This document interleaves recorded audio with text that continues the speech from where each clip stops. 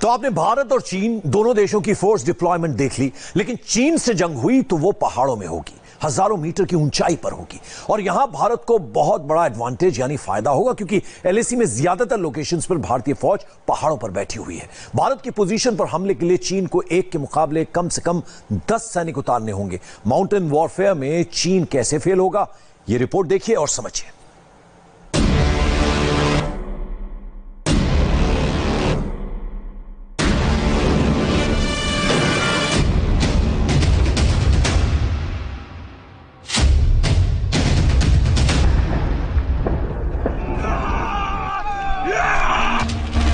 लद्दाख पर अगर चीन की नीयत खराब है तो ये वीडियो बहुत गौर से देखें।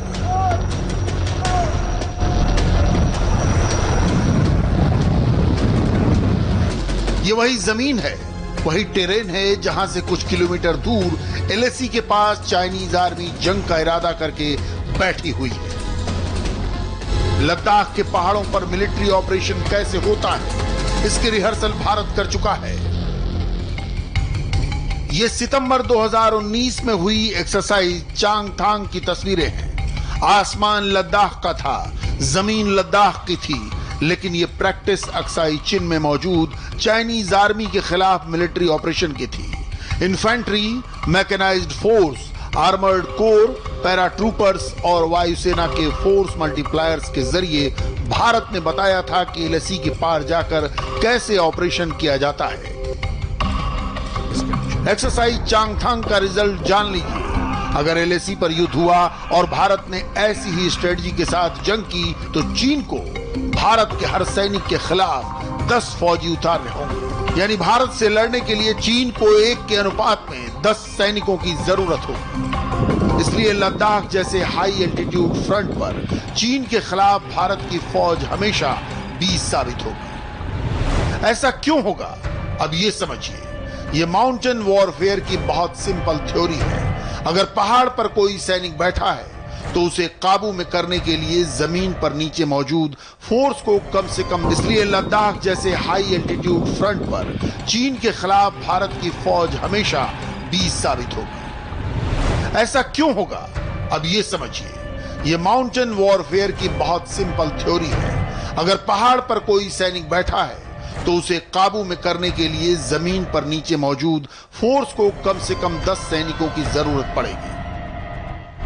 लद्दाख से लेकर हिमाचल प्रदेश, उत्तराखंड, सिक्किम और अरुणाचल प्रदेश, इन सूबों से लगी तिब्बत की 3488 किलोमीटर लंबी एलएसी पर इंडियन आर्मी की पोजीशन बहुत मजबूत है। हमारी सेनाएं ऊंचाई पर बैठी हैं, जबकि चीन को तिब्बत के पठारों से होकर भारत की सीमा की ओर आना होता है। हिमाचल, उत्तराखंड और सिक्किम में इसी वजह से चीन हमेशा ज्यादातर बैकफुट पर रहा है। डोकलाम में भी भारत की ऊंचाई वाली पोजीशन देखकर चीन ने पीछे हटने का फैसला किया।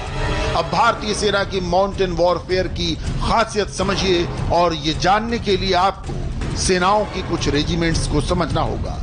लेकिन उससे पहले चीन की मीडिया क्या कहती है वो देखिए।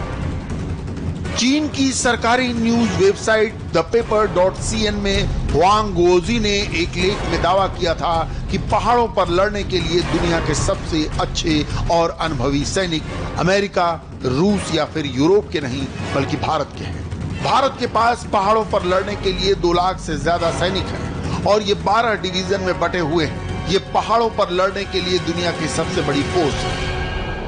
यानी चीन भी मानता है कि पहाड़ पर युद्ध हुआ तो चाइनीज आर्मी भारत के सामने नहीं टिकेगी, और इसकी वजह है भारत की फौज में ऐसी यूनिट जिसके जवान पहाड़ों को अपने घर के आंगन की तरह समझते हैं। ये हैं Jammu Kashmir light infantry, Kumaon regiment, Gorkha regiment, Sikkim scouts, Ladakh scouts, Arunachal scouts, Garhwal rifles, Dogra regiment, Naga regiment और असम रेजिमेंट।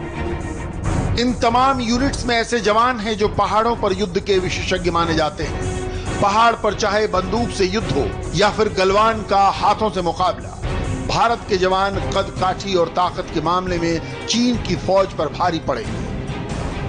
उत्तरी लद्दाख में काराकोरम रेंज से लेकर उत्तराखंड में नंदा देवी और सिक्किम में कंचनजंगा से लेकर अरुणाचल प्रदेश में नामचे बारवा के फ्रंट पर भारत की यही रेजिमेंट्स तैनात हैं। यहाँ पहाड़ों पर पोस्ट को कब्जा करने के साथ उस पर लगातार तैनात रहना एक बड़ा चैलेंज माना जाता है।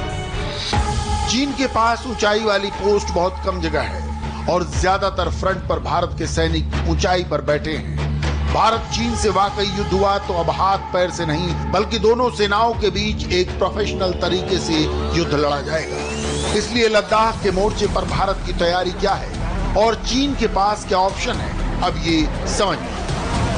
भारत की सबसे बड़ी कोर इस वक्त लेह में तैनात है, जहां इस वक्त जंग की तैयारी दुनिया देख रही है। Chinook helicopters, Apache helicopters, Sukhoi लड़ाकू विमान और MiG-29 जैसे फाइटर इस वक्त लेह के आसमान और आसपास पेट्रोलिंग कर रहे हैं। लेह में भारत की 14वीं कोर तैनात है और इस कोर में करीब 1 लाख सैनिक हैं। ये फौज द्रास, करगिल और सियाचिन ग्लेशियर से लेकर दक्षिण लद्दाख तक तैनात है। यहाँ की भौगोलिक स्थिति बहुत बड़ी चुनौती है।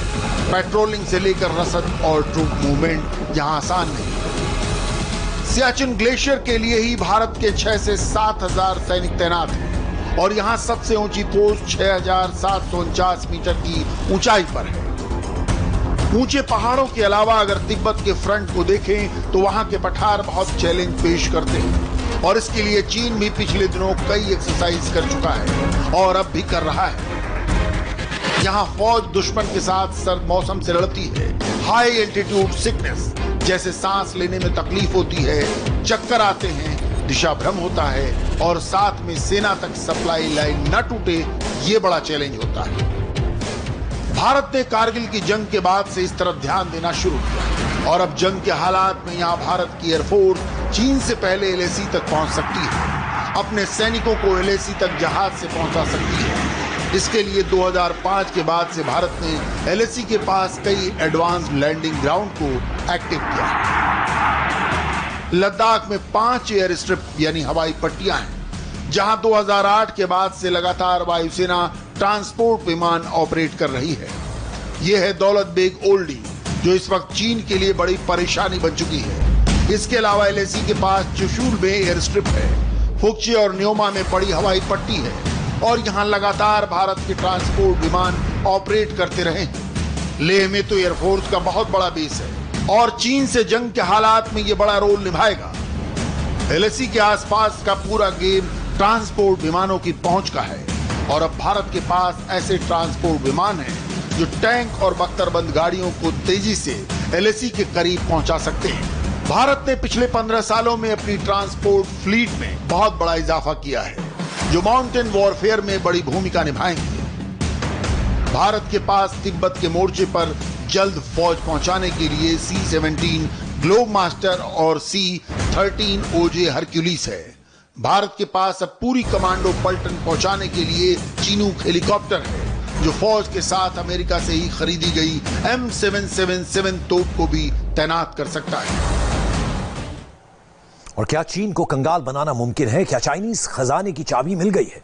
देखिए स्पेशल रिपोर्ट इस छोटे से ब्रेक के बाद।